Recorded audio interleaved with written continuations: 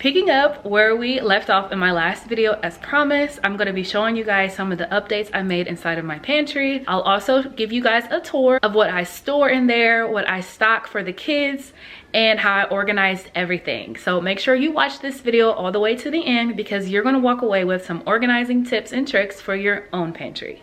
Right away when you enter into my pantry, you'll see that I don't store just food in here. You'll notice that I have my cutting boards and serving boards, my slow cookers, a kitchen appliance, and I even have my drink pitchers. I also keep in here my roll of paper towels, my step stool, and my cordless vacuum cleaner, which is upstairs right now. Adding these cereal containers in here was an update from my last video and I love them. It looks a lot better than just keeping cereal in its original box inside of this pantry. All I did was add a label using my label maker, and these came 3 for $21. As you can see, it's pretty deep. It's 18.5 cups, so it would definitely hold a large size or family size box of cereal. So I will make sure to link this down in the description box below, as well as my label maker in case you're interested in that. Another quick change I made in this pantry was adding this bin for my chips. This bin also came from Walmart. It was $6, I think.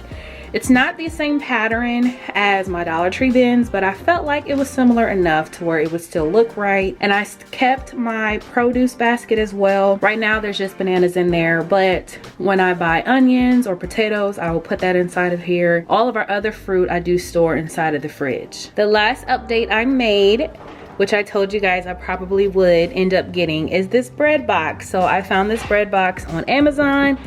And y'all, I am loving it. It is so large. It holds a lot of bread, which is perfect for our big family. I even have some tortillas down there, if you can see. So I will go ahead and make sure to link this down in the description box as well, because I really love that it keeps our bread fresh and tidy all at the same time. So off rip, my thinking process for organizing this pantry was I wanted to make sure to keep the kids' everyday snacks right here on this lower shelf. I wanted to make sure that they were able to get in and out of here really simple. So what I buy for them are oatmeal cream pies, fruit snacks, fruit roll-ups, peanut butter crackers, graham crackers, there's some raisins back there, Ritz crackers. They wanted to try these Pop-Tart bites, and then we always get like Cheez-Its or Doritos.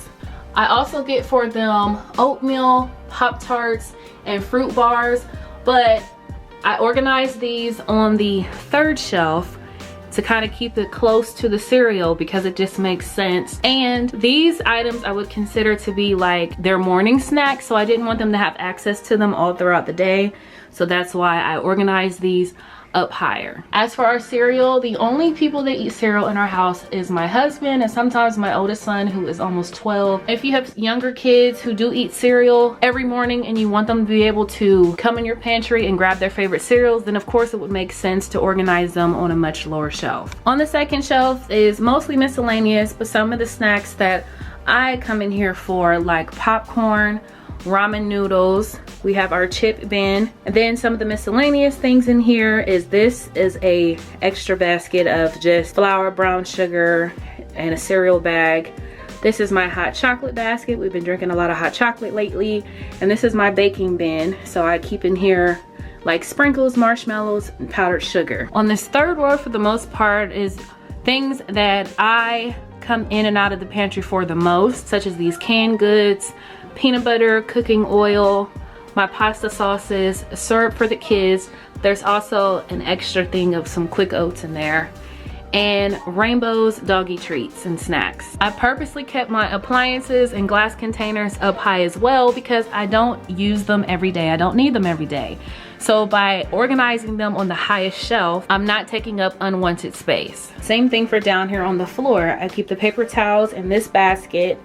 And when I have extra juices like apple juice, cran apple, or Capri Suns that can't fit in the fridge, I will go ahead and stack them up down here on the floor.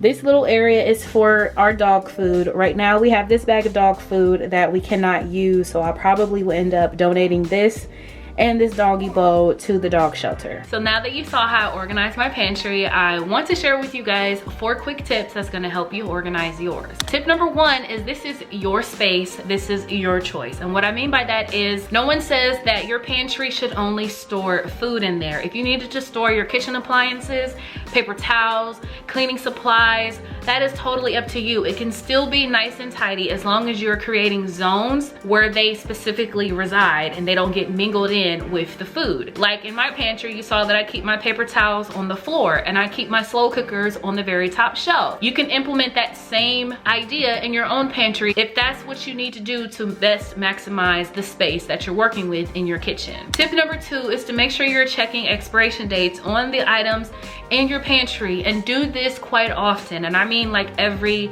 3 to 6 months. You want to make sure that you're not organizing food that is expired. Your very first time organizing your pantry, take everything out, double check expiration dates. If you have food in there that's non-perishable that you don't want anymore, you can always donate them to your local food banks. Tip number 3 is that containers are optional. I know right now that everyone thinks that the first step to organizing is going to the container store and spending a ton of money on containers, and that's just not the case. It is absolutely possible to organize your pantry closet that looks just like grocery store shelves. But for me personally, going to the grocery store kind of stresses me out. It gives me anxiety the way everything is laid out because I see there's way too many choices. So that's why I use containers in my pantry, because I feel like it tidies up the visual clutter and reduces my anxiety and my stress when I open up the closet. I feel peaceful knowing that everything has a designated spot. And it is also a lot easier when I go to restock on our groceries and I need to create a shopping list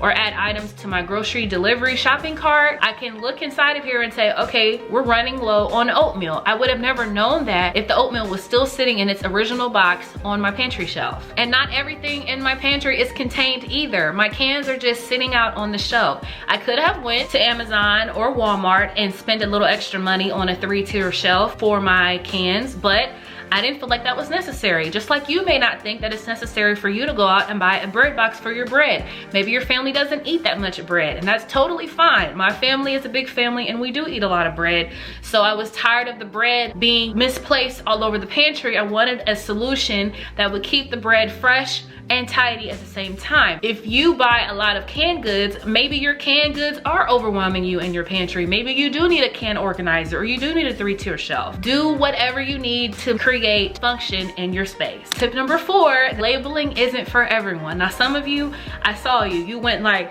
whew, I know, because the way these Pinterest moms on Pinterest are labeling every single container in their home, that can feel overwhelming. That pressure to organize and label everything, it can stress you out. I totally get it. But as you can clearly see in my pantry, none of my baskets are labeled. The reason is because I can visually see what goes inside of there. I know that this basket is strictly for oatmeal cream pies, so there's no need for me to put a label on there. Where labeling does help is my countertops. I have 3 glass jars that contain sugar, flour, and pancake mix. That was essential for me to label, because if I didn't label them, I would not know what is inside of each jar. And if my husband is cleaning the kitchen and he moves the jars around, I can't trust that the pancake mix is the pancake mix and the flour is the flour unless there's a label on it. Now I did label the cereal containers with just cereal. That was just to make me happy because I did go out and buy a label maker, so I wanted to make use of it. But that was honestly pointless too. But I say that to say, you guys, do what makes you happy. You don't have to do it because everyone else is doing it. If labeling is not your thing, if labeling is going to make the organizing process more stressful for you, then don't do it. Skip out on the labels. I'm a more visual person, so I don't really need to read what is inside of everything. As long as I can easily and quickly see what is inside of that container, I don't necessarily have to label it. But if I can't make it out, like the difference between flour and pancake mix, that's where I will use my label. I've also used my label on my kids' laundry baskets.